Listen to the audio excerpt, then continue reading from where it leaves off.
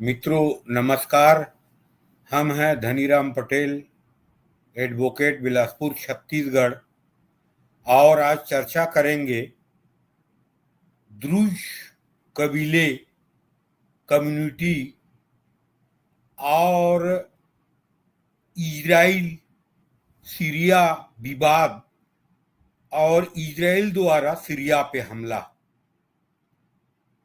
द्रुज community और Syria के बारे में पहले मीडिया में चर्चा नहीं हुआ था, लेकिन द्रुज कम्युनिटी के कारण इजराइल ने सीरिया पे हमला किया और विश्व के मीडिया में अभी चर्चा में है द्रुज कम्युनिटी कौन है और सीरिया से उनका क्या संबंध है, इजराइल से क्या संबंध है। तो ये चर्चा शुरू करने के पहले आप सबसे आग्रह करूंगा कि मेरे चैनल DR पटेल एडवोकेट को सब्सक्राइब करें, लाइक करें, शेयर करें। मित्रों, द्रुज कम्युनिटी के बारे में चर्चा करने के पहले हम सीरिया के इतिहास और रिलीजियस डेमोग्राफी के बारे में चर्चा करेंगे।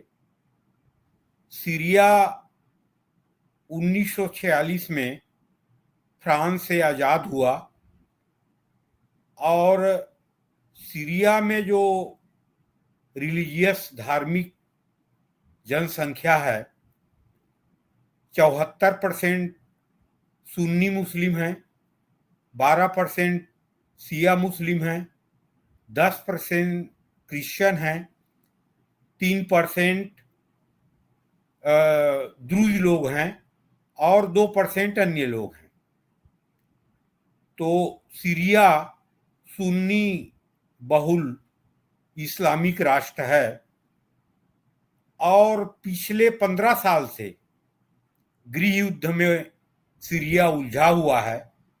उसका कारण रहा असद परिवार का पिछले 71 से लेके 25 तक शासन और उस शासन के विरोध स्थानीय लोगों द्वारा, और विरोध का कारण रहा असद परिवार शिया कम्युनिटी से बिलोंग करता था और बहुसंख्यक जो सीरिया में हैं 74% सुन्नी लोग हैं।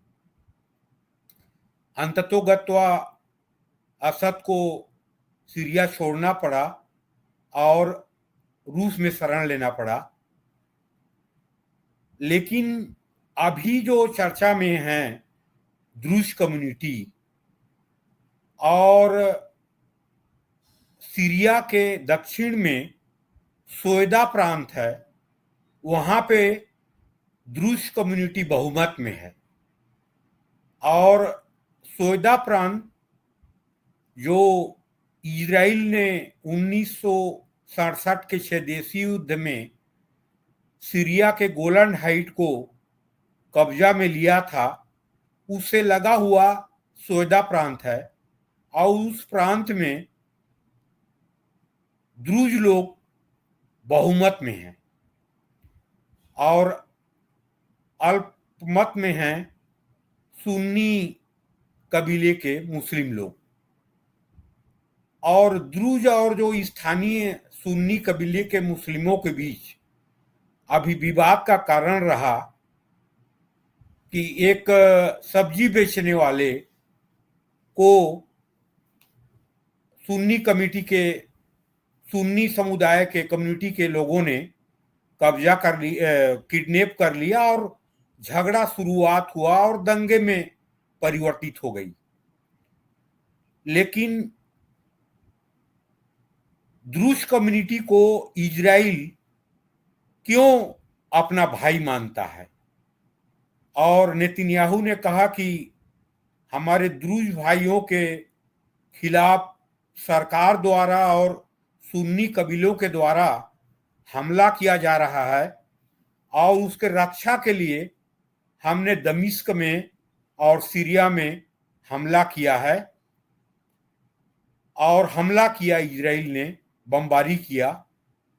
लेकिन 2 दिन बाद सीरिया और इजराइल के बीच सीज फायर हो गया, लेकिन फिर गृह युद्ध शुरू हो गई है।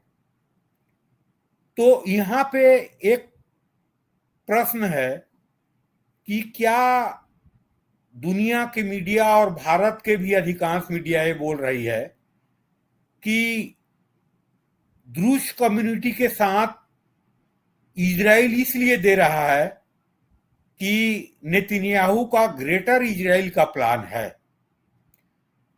ग्रेटर इजराइल का प्लान नेतन्याहू का इजराइल का हो सकता है, इसमें कोई संदेह नहीं है, और परिस्थिति भी उसके पक्ष में है।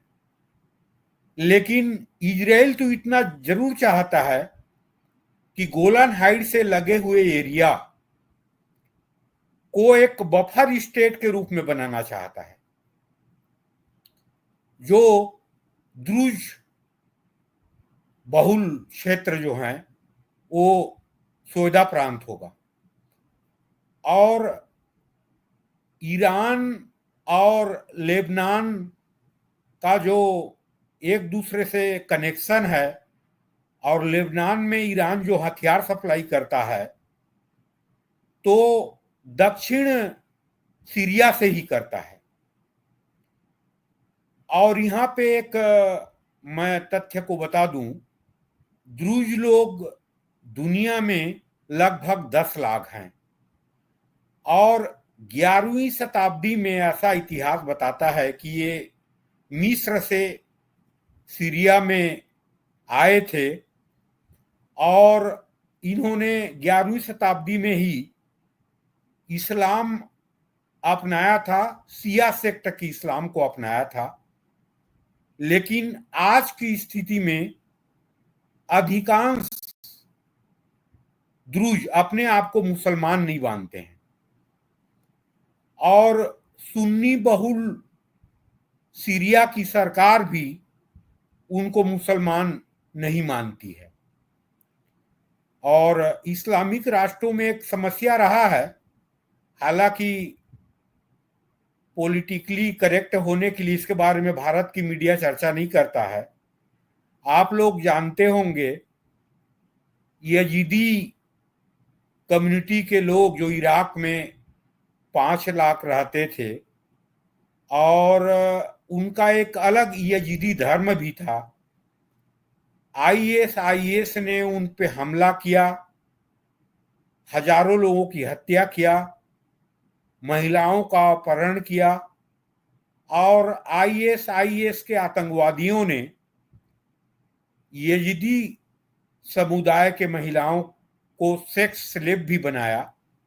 दुनिया के मीडिया में चर्चा रहा, उनको बेघर किया गया, उनको घर को तोड़ा गया।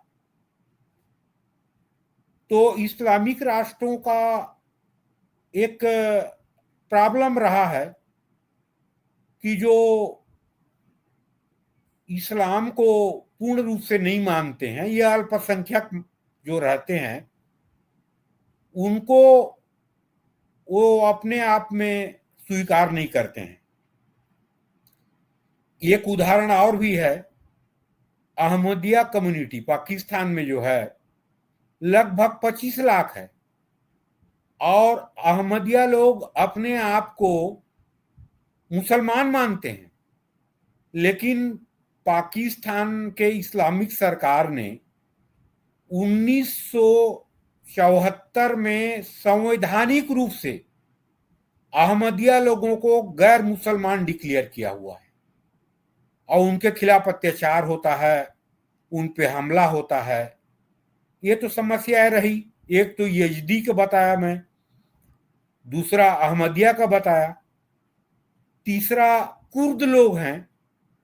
कुर्द लोगों की भी लड़ाई चाहे टर्की में हो, चाहे सीरिया में हो, चाहे ईरान में हो, अपने हम मजहब अन्य मुसलमानों से उनका झगड़ा होता रहा है। और अमेरिका ने आईएस को जो हराया, तो कुर्द लड़ाकों के नेतृत्व में आईएस को हराया। और कुर्द लोग पिछले 100 साल से एक अलग राष्ट्र के मांग कर रहे हैं। प्रथम विश्व युद्ध, द्वितीय विश्व युद्ध में पश्चिमी शक्तियों से मांग किया, लेकिन उनको अलग राष्ट्र नहीं दिया गया। तो इस्लामिक राष्ट्रों में जो अल्पसंख्यक अधिकृत रूप से नहीं माने जाते लेकिन अल्पसंख्यक माने जाते हैं, जैसे सुन्नी बहुल सीरिया में जो अपने जो द्रुज कम्युनिटी है उनको गैर मुसलमान मानता है सुन्नी समुदाय। यजीदी लोग तो अपने आप को अलग धर्म के ही मानते हैं, और द्रुज कम्युनिटी के लोग भी आज के डेट में अपने आप को मुसलमान नहीं मानते हैं। और एक महत्वपूर्ण तथ्य भी है कि सीरिया के दक्षिण भाग में गोलन हाइट से लगा हुआ जो सोयदा प्रांत है, वहां 70% द्रुज लोग हैं, और सीरिया में द्रुज लोगों की जनसंख्या लगभग 7.5 लाख है। इजराइल में द्रुज लोगों की जनसंख्या लगभग 1.5 लाख है। लेबनान में द्रुज लोगों की जनसंख्या लगभग 30-40 हजार है। जॉर्डन में भी 30-40 हजार द्रुज लोग रहते हैं। दुनिया में द्रुज लोग लगभग 10 लाख रहते हैं। और 1967 में जब गोलन हाइट को कब्जा किया, तब से द्रुज लोगों का और इजराइल का दोस्ताना संबंध रहा है। और द्रुज लोग अपने संरक्षक के रूप में इजराइल को मानते हैं। इस कारण से भी जो सुन्नी बहुल सीरिया है, वो माने सुन्नी लोग अपने दुश्मन मानते हैं द्रुज लोगों को। तो क्या ग्रेटर इजराइल बनाएगा अभी इजरायली सरकार, जिसमें द्रुज लोग उनके साथ होंगे? तो ग्रेटर इजराइल बनेगा नहीं बनेगा ये तो एक अलग इशू है, लेकिन इजराइल सरकार की मंशा स्पष्ट है। द्रुज लोगों को लेके सोयदा प्रांत और दक्षिण सीरिया को, जहां द्रुज लोग बहुमत में हैं, उस एरिया को अपने दुश्मन ईरान के काउंटर करने के लिए इजराइल एक बफर स्टेट जरूर बनाना चाहती है, जहां द्रुज लोगों का बहुमत हो और इजराइल के वो साथ हों। और उसकी द्रुज लोगों की संरक्षण और सुरक्षा के लिए ही हमला किया है अभी इजराइल ने। हालांकि उसका एजेंडा ग्रेटर इजराइल भी है, लेकिन हम ये ही नहीं कह सकते कि खाली ग्रेटर इजराइल है। आप लोग जानते हैं कि द्रुज लोग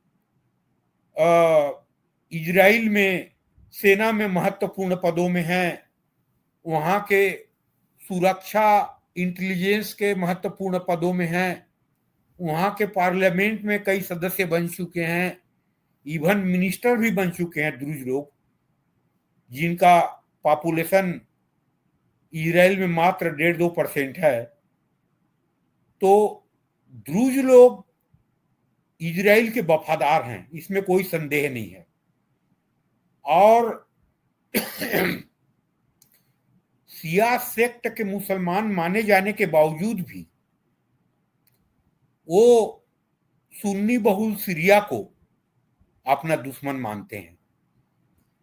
और अभी आपने देखा होगा कि सब्जी वाले के विवाद से जो सांप्रदायिक तनाव हुआ द्रुज लोग और सीरिया के जो सुन्नी कबीलों के लोगों के बीच, वहां पे जब सीरिया के जुलानी, अहमद जुलानी की जो अभी अंतरिम सरकार है, उसके सेना ने भी जो द्रुज लोगों के खिलाफ जो अन्य कबीलों ने जो हमला और दोनों के बीच युद्ध हुआ, तो उसमें सीरिया के सरकार के सेना ने भी द्रुज लोगों के विरोध में स्थानीय कबीलों के साथ दिया। इसके बाद इजराइल ने हमला किया।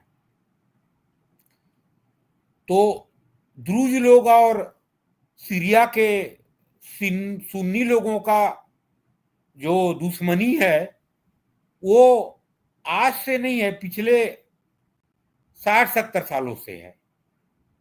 और उन द्रुज लोगों को जो स्थानीय सीरिया के जो सुन्नी बहुल मुसलमान हैं वो सीरिया के दुश्मन मानते हैं और द्रुज लोग भी उनको अपना दुश्मन मानते हैं।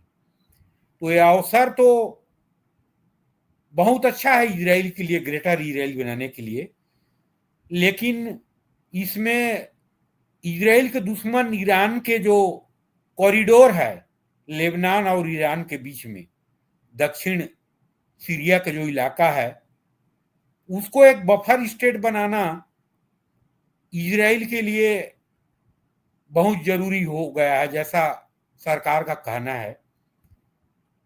तो द्रुज कम्युनिटी को आज दुनिया में चर्चा में है और द्रुज कम्युनिटी अपने आप को आज 70% द्रुज है, मुसलमान भी नहीं मानते हैं और इजरायलियों को अपना संरक्षक मानते हैं।